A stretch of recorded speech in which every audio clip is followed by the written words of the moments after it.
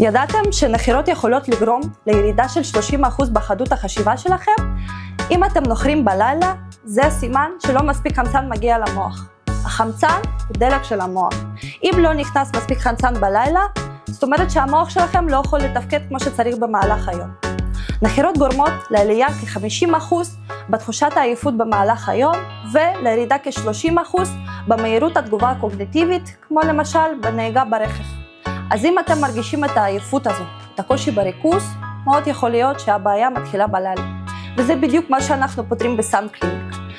בסדרת טיפולים קצרה ופשוטה, כל טיפול לוקח רבע שעה 20 דקות, ועם ניסיון של 30 שנה בתחום טיפולי לייזר ואלפי לקוחות מרוצים, אנחנו יודעים איך להחזיר לכם את החמצן למוח ואת האנרגיה לחיים. אז קדימה, תקליקו פה ובואו לביקור קצר שייתן לכם בוש של אנרגיה.